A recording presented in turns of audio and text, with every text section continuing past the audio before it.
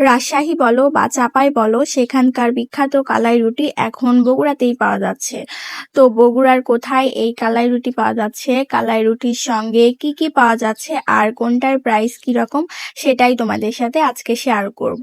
তো চলো বেশি দেরি না করে শুরু করা যাক। তো হ্যালো এভরিওয়ান, আসসালামু আলাইকুম।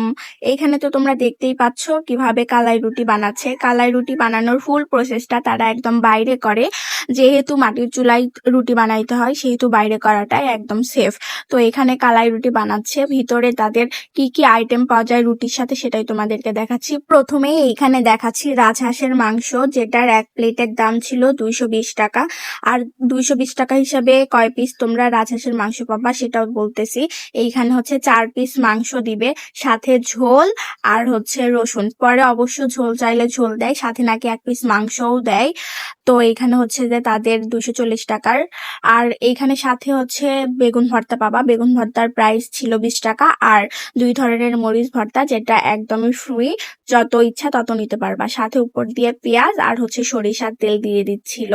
সাথে এখানে তোমরা আরো পাবা গরুর মাংসর কালা ভুনা, সাথে বট ভাজি। গরুর মাংসর কালা ভুনার দাম ছিল মনে হয় 180 টাকা।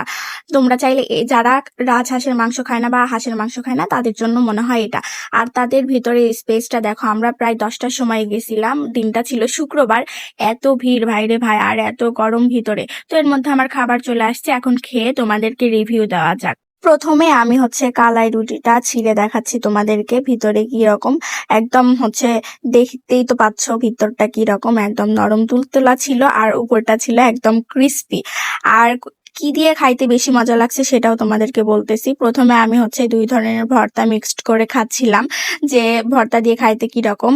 আর আমি যদি সত্যি বলি, দুইটার মধ্যে মাংস আর ভর্তার মধ্যে কোনটাতে কম্পেয়ার করব, আমি বলবো যে মাংস আর ভর্তার মধ্যে বেস্ট ছিল ভর্তা। ভর্তা দিয়ে রুটিটা খাইতে আমার কাছে বেশি মজা লাগছে। এখানে চালের আটা রুটিও পাওয়া যায়, কিন্তু রাত্রেবেলা শেষ হয়ে গেছিল, অনেক কিছুই শেষ হয়ে গেছিল। তারপরেও হচ্ছে যা পাইছি সেটা দিয়েই খাইছি। আর এখানে আমি তোমাদেরকে মাংস দেখাচ্ছি। এখানে হচ্ছে 4 পিস মাংস থাকবে ভাই। হাঁসের মাংস যেহেতু, মাংসর থেকে বেশি হাড়ি থাকবে, এটাই স্বাভাবিক যেহেতু হাঁসের মাংস।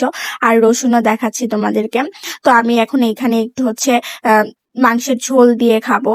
ঝোল দিয়ে খাইতে আমার কাছে কেমন লাগছে সেটাও তোমাদেরকে বলতেছি।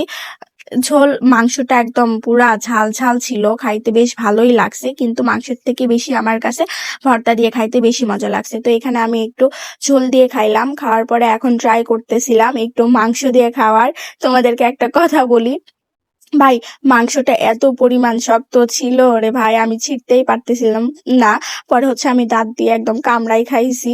কি আর করব, হাত দিয়ে তো ছিঁড়তে পারতেছিলাম না, আর এত গরম ছিল ও ভাই। দেখো আমি হচ্ছে যে তুলার চেষ্টা করতেছি, খাওয়ার চেষ্টা করতেছি, আমি কোনোটাই পারতেছি না। পরে কষ্ট টষ্ট করে একটু মানে ছোট 1 পিস আমি হচ্ছে যে আমার প্লেটের উপর নেওয়ার চেষ্টা করতেছিলাম।